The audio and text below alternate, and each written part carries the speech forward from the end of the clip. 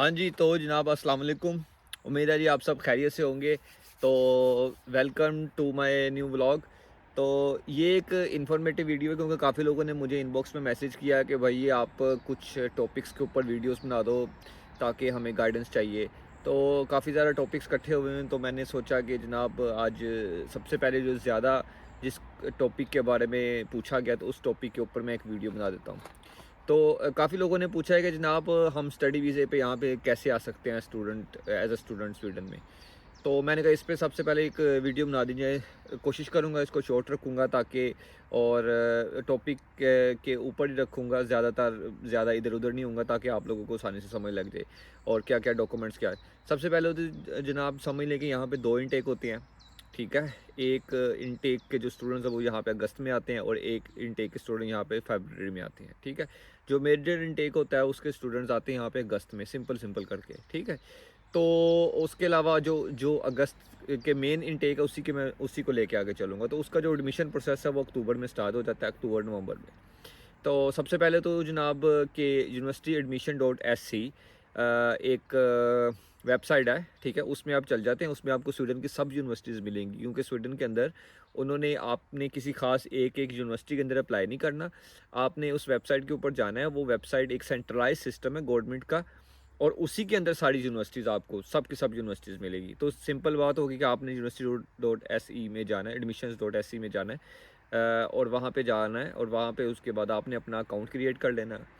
उसके बाद उसके अंदर आप एक वक़्त में 4 यूनिवर्सिटीज़ जोन-सी हैं वो सिलेक्ट कर सकते हैं, ठीक है जी? तो 4 यूनिवर्सिटीज़ चाहे तो आप एक ही यूनिवर्सिटी के अंदर 4 कर लें या मुख्तलिफ यूनिवर्सिटीज़ के अंदर 4 प्रोग्राम कर लें, ये आपके ऊपर है। और ये उसके ऊपर है आप कौन-सी यूनिवर्सिटी में आना चाहते हैं या इसके ऊपर है कि आप किस प्रोग्राम में आपने बैचलर्स किया है और किस प्रोग्राम में आप आना चाहते हैं। ठीक है, उसके बाद जब आप वहाँ पे यूनिवर्सिटी अपनी सेलेक्ट करेंगे, अपना प्रोग्राम सेलेक्ट करेंगे तो उसके नीचे आपके पास रिक्वायरमेंट्स क्राइटेरिया आ जाएगा। तो क्राइटेरिया रिक्वायरमेंट्स कुछ ऐसे है कि सबसे पहले तो आपके पास आपने अगर मास्टर्स के लिए आना चाहे, प्रेफर मैं करूँगा मास्टर्स के लिए आए कोई बंदा अगर आना चाह रहा है तो। तो उसके लिए सबसे पहले तो आपके पास डॉक्यूमेंट्स होने चाहिए। डॉक्यूमेंट्स ये है कि आप लेट्स सपोज़ अगर मैं लाहौर से हूँ तो उसके लिए आपने मैट्रिक, इंटर और यूनिवर्सिटी की जो डिग्री है बैचलर्स की, इन तीनों को आपने टेस्ट करवाना है। जो मैट्रिक इंटर की डिग्री है वो आपने अपनी लाहौर बोर्ड से लेट्स सपोज़ करवानी है, उसके बाद आईबीसीसी से भी करवानी है और उसके बाद मिनिस्ट्री ऑफ फॉरेन अफेयर्स से करवा लेंगे तो ज़्यादा बेहतर है। और उसके बाद बैचलर्स की डिग्री है वो आपने अपनी एचईसी से करवानी है और उसके बाद मिनिस्ट्री ऑफ फॉरेन अफेयर्स से करवानी है। तो डिग्री क्लियर होगी। उसके बाद जो मास्टर्स के प्रोग्राम के लिए आते हैं मैक्सिमम के लिए आपको आइल्स रिक्वायरमेंट नहीं होता। उसके लिए ये है कि आप चेक करेंगे कि आप यूनिवर्सिटी से इंग्लिश प्रोफिशिएंसी लेटर ले सकते हैं कि नहीं। अगर वो आपको लेटर मिल जाएगा तो वेल एंड गुड है, आपको फिर आइल्स की ज़्यादातर ज़रूरत नहीं होती। ठीक है, वो आप रिक्वायरमेंट्स में देख सकते हैं कि आपको उसकी यूनिवर्सिटी वालों ने रिक्वायर्ड किया कि नहीं किया। कुछ डिग्रीज़ के लिए रिक्वायरमेंट है, कुछ के लिए नहीं है। तो ये वेरी करता है आप किस पे आना चाह रहे हैं। अच्छा, अब आपके डॉक्यूमेंट्स हो गए हैं यूनिवर्सिटी के से आपने ये बनवा लिया इंग्लिश प्रोफिशिएंसी लेटर। उसके बाद यूनिवर्सिटी से आपने 2 रेफरेंस लेटर बनवाने हैं। रेफरेंस लेटर जो आपने बनवाने हैं वो आपने अपने ही किसी टीचर से जिससे आप पढ़े हो बैचलर्स के अंदर, तो आपने उनसे क्या है कि रेफरेंस लेटर बनवाने हैं। उसका फॉर्मेट होता है सिंपल सा कि ये स्टूडेंट्स है, इसको मैंने इस सेमेस्टर में ये सब्जेक्ट पढ़ाया है तो मैं इसको रेफ़र कर रहा हूँ, ये बाहर हायर स्टडीज़ के लिए जाए। उसके नीचे उसके स्टैम्प और उनका जो ऑफिशियल यूनिवर्सिटी का ईमेल एड्रेस है, वो मोबाइल नंबर, ये चीज़ होनी चाहिए क्योंकि बाज़ का अगर वो कंफर्म करना चाहें तो वो आपसे टीचर आपसे कैसे रब्ता कर सकते हैं। तो ये चीज़ें हो गई। उसके बाद आपके पास आपका पासपोर्ट होना चाहिए और सीवी होनी चाहिए। अगर आपका एक्सपीरियंस है तो एक्सपीरियंस लेटर होना चाहिए और बस यही यही है मेन डॉक्यूमेंट्स। उसके बाद आप university admission dot S C पे जाके 900 स्वीडिश क्रोन जो उनसे पाकिस्तानी 18-20 हज़ार के पास हैं, नहीं अब तो ज़्यादा हो गए हैं, अब तो 23-24 हज़ार के पास हैं। ठीक है, वो आप करते हैं, पे करते हैं, ठीक है, और आपका फिर वो आप एडमिशन अप्लाई कर देते हैं। तो जब एडमिशन अप्लाई करते हैं उसके बाद उसका जोन-सा है ना फ़रवरी के 15 को, अगर मैं गलत नहीं हूँ, फ़रवरी के 15 को रिज़ल्ट आता होता है अमूमन। हाँ, तो उसके अंदर आपको बता देती है जी हमने आपको किस यूनिवर्सिटी के अंदर एडमिशन दिया है। तो मोस्टली जो आपकी डिग्री से रिलेटेड हो वो आपको फर्स्ट यूनिवर्सिटी आपको एडमिशन दे देती है और बाकी जो 3 आपने सेलेक्ट की होती है वो कैंसल हो जाती हैं। तो आपने जो आपकी मोस्ट सूटेबल है, जिसमें आप जाना चाहते हो यूनिवर्सिटी या जिस डिग्री में, वो आपने फर्स्ट पे रखनी है, ठीक है? अब आपको एडमिशन मिल गया, एडमिशन मिलने के बाद वो आपको कहेंगे जनाब फ़ीस जमा कराओ और आगे प्रोसेस चलेगा। तो फ़ीस जमा करवाने के लिए आपको यूनिवर्सिटी वाले लेटर भेज देंगे, तो उससे आपने फ़ीस जमा करवानी है। जो अप्रॉक्सिमेटली फ़ीस होती है वो होती है जनाब 55,000 स्वीडिश क्रोन से, कोई डिग्री पर डिपेंड करता है, 75,000 80 तक भी जाती है। लेकिन अगर आप उसको एक जर्नल सा लेके चलें तो 55 से 65 स्वीडिश क्रोन के दरमियान आप फ़ीस होंगी। तो आप कन्वर्ट कर लीजिएगा जब आप ये वीडियो देख रहे होंगे कितने पैसे बन रहे होते हैं, और आपने वो फ़ीस जमा करवानी है। अब जो फ़ीस जमा करवाने का प्रोसेस है उसके अंदर ये है कि आपने कोशिश करनी है आपने अपने ही बैंक अकाउंट से फ़ीस जमा करवानी है।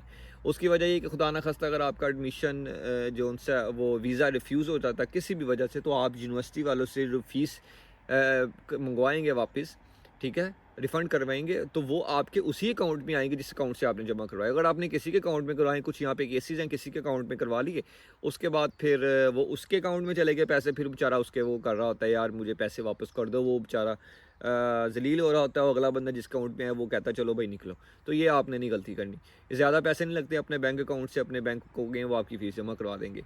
अच्छा, अब आपकी फ़ीस भी जमा होगी, फ़ीस जमा होने के बाद फिर यूनिवर्सिटी से कन्फर्मेशन लेटर आ जाएगा, फिर आपके पास नेक्स्ट प्रोसेस आ जाता है जी आपने वीज़ा फ़ाइल करना है। अब वीज़ा फ़ाइल करने के लिए एक तो यूनिवर्सिटी का जो लेटर होगा, वो जो फ़ीस जमा करवाई, कन्फर्मेशन लेटर, एडमिशन लेटर, ये आपका पासपोर्ट, ये सारी चीज़ें जो उनसे ना वीज़ा फ़ाइल करते वक्त माइग्रेशन वक़्त की वेबसाइट पे जाना है आपने। ऑप्शन आ रहा होगा अप्लाई फॉर स्टूडेंट वीज़ा, तो उसमें जाएंगे आप तो वीज़ा अप्लाई करेंगे आपका। उसके अंदर जनरल सी चीज़ें होती हैं। एक तो आपने ये अपना यूनिवर्सिटी का लेटर दिखाना है, उसके बाद आपने मोस्ट इंपॉर्टेंट बैंक स्टेटमेंट दिखानी है। अच्छा, बैंक स्टेटमेंट ऐसे है कि बैंक स्टेटमेंट आपने 1,10,000 स्वीडिश क्राउन के बराबर जितने पैसे बनते हैं वो करवाने हैं। तो 1,10,000 को अगर मैं आज जुलाई 2024 में बैठ के अगर आपको बताऊं तो ये बन जाते हैं तकरीबन 30 लाख के पास। हाँ, 23 लाख के पास बन जाते हैं पैसे। तो 30 लाख आपके अकाउंट में होना ही चाहिए, ठीक है जी। और 30 लाख से भी थोड़ा ज़्यादा हो जाए तो ज़्यादा बेहतर है, ठीक है। वो आपके बैंक में होना चाहिए, और बैंक के अंदर ये नहीं कि आज पैसे आए हैं कल बैंक स्टेटमेंट निकल आए। उसके अंदर ऐसा होना चाहिए कि कम से कम पिछले 3 महीने तक आपके अकाउंट में वो पैसे आए हुए हैं और पैसे आ जा भी रहे हैं। मिसाल के तौर पे कोई 50,000 आ रहे हैं, फिर 1 लाख आ रहा है, जा रहा है, मतलब रनिंग बैंक होना चाहिए। क्योंकि पहले इतना नहीं होता था, अब वो ज़्यादा इस चीज़ को देख रहे हैं। कुछ लोग ऐसे करते थे जी आज पैसे आए, कल स्टेटमेंट निकलवा के परसों वीज़ा अप्लाई कर दिया, तो वो ये मसला हो जाता है। तो ये बैंक स्टेटमेंट भी आपकी होगी, आपने वीज़ा अप्लाई कर देना है। अब जब वीज़ा अप्लाई कर देंगे, वीज़ा अप्लाई करने के बाद वो आपको कहेंगे जनाब आप आ जाओ उसके लिए अपने फ़िंगरप्रिंट के लिए या इंटरव्यू के लिए। तो अगर तो फ़िंगरप्रिंट के लिए कहेंगे तो ज़्यादा अच्छी बात है, क्योंकि आपको वो फिर वीज़ा इशू कर देंगे। अगर आपको कहेंगे जी इंटरव्यू के लिए आ जाओ, फिर भी अच्छी बात है, लेकिन ये है कि फिर थोड़ी-सी आपको तैयारी करके जाना पड़ेगा। फिर तैयारी अगर आपने जो करनी है उसके लिए है कि आपको पता होना चाहिए कौन सी यूनिवर्सिटी में जा रहे हैं आप, कौन से प्रोग्राम में जा रहे हैं, कौन सी डिग्री आपने की है, उसके 2-4 कोर्सेज़ आपको याद होने चाहिए। और जिसमें आप जा रहे हैं उसके भी 2-4 कोर्सेज़ याद होना चाहिए आपको। और जिस सिटी में जा रहे हैं उस सिटी का, मिसाल के तौर पर आप लेट्स सपोज़ मालमो यूनिवर्सिटी में जा रहे हैं, ठीक है, तो आपको मालमो का थोड़ा पता होना चाहिए, मालमो किस जगह पे है, ठीक है। यूनिवर्सिटी का थोड़ा पता होना चाहिए, यूनिवर्सिटी की क्या हिस्ट्री है, और कौन-कौन से प्रोग्राम है वहाँ पे, और कब से यूनिवर्सिटी है। मतलब ज़्यादा डिटेल में नहीं, लेकिन कुछ ना कुछ पता होना चाहिए। अगले को पता हो कि भाई बंदे के पास, बंदा इंटरेस्ट ले रहा है पढ़ने आने के लिए, तो उसने कुछ रिसर्च की है अपने तौर पर। तो जब आपने इंटरव्यू के लिए जाएँगे, यही क्वेश्चन होंगे, फिर आपसे पूछेंगे जी आपको सपोर्ट कौन कर रहा है फाइनेंशियली, आपने बताना है जी जो भी कर रहा है, आपके भाई हैं, फादर हैं, जो भी कर रहा है। तो आपसे वो पूछेंगे जनाब आपने वापस आना है कि नहीं आना, तो आपने कहना है ज़ाहिर सी बात है मैंने वापस आना है, और मैंने आके अपनी कंट्री को सर्व करना है, और मैं उधर न्यू एक्सप्लोयर और न्यू वेज़ ऑफ वर्किंग और एनवायरनमेंट ये वो सीखने के लिए जा रहा हूँ, ठीक है। तो इसके बाद आप जब वापस आ जाओगे उस ये करने के बाद, तो उसके बाद इंशाल्लाह फिर अल्लाह करेगा तो आपका वीज़ा आ जाएगा। वीज़ा आएगा तो आपने टिकट करनी है और टिकट करके आ जाना है। और एक और बात, जब आपने वीज़ा अप्लाई करना है आपने अकोमोडेशन का भी अपना वो करना है, वो मेरे ज़हन में नहीं रहा। अकोमोडेशन भी ज़रूरी है, क्योंकि वो ज़ाहिर सी बात है आपसे पूछेंगे जनाब आप जा रहे हो, ठीक है, तो आपके पास अकोमोडेशन कहाँ पे जाके रहना है, तो यूनिवर्सिटी से ही आप रब्ता करके यूनिवर्सिटी की अकोमोडेशन ले लेंगे, और यहाँ पे आके फिर बंदा बाद में चेंज करवा लेता है। तो ये तकरीबन मेन सारी बातें हैं। अगर कोई चीज़ मैं मिस कर गया हूँ तो आप काइंडली मुझे इनबॉक्स कर सकते हैं, मैं बिल्कुल आपको इंशाल्लाह जवाब दूँगा उसका। और एंड पे ये है कि अभी तो एम्बेसी क्लोज़ है, अभी तो थोपिया जाना पड़ रहा है, होप सो नियर फ्यूचर इंशाल्लाह पाकिस्तान में एम्बेसी ओपन हो जाएगी इस्लामाबाद में, फिर जाना नहीं पड़ेगा थोपिया। तो अगर जिनको थोपिया जाना पड़ रहा है उनके लिए फिर ये है कि थोपिया की वो वीज़ा करेंगे, फ़ाइल वो आ जाता है। वो 2 लाख का ज़्यादा खर्चा है पाकिस्तानी आज के मुताबिक, 2 से 2.5 लाख का। तो वीज़ा अप्लाई करेंगे थोपिया के लिए, थोपिया जाएंगे, वहाँ फिंगरप्रिंट देंगे, वापस आएंगे और फिर उनका वीज़ा आ जाएगा। तो ये है सीन सारा। तो अप्लाई करें और मेरी दुआ है कि जो जो बंदा अप्लाई करे सबका एडमिशन हो, हर बंदा यहाँ पे आए और यहाँ भी जाना चाहता है दुनिया के किसी भी मुल्क में, वहाँ पे उसका एडमिशन हो, जिस भी एडमिशन या जिस भी सिलसिले में वो जाना चाहता है। तब तक के लिए अपना ख्याल रखें, चैनल को लाइक करें, शेयर करें, सब्सक्राइब करें। और अगर कोई चीज़ में से मिस हो गई है तो मुझे कमेंट बॉक्स में बताएं, मैं इंशाल्लाह उसको ज़रूर उसको जवाब देने की कोशिश करूँगा जितना मुझे इन्फॉर्मेशन हुई, जितना मैं दे सका। तो जी बाय बाय, टाटा।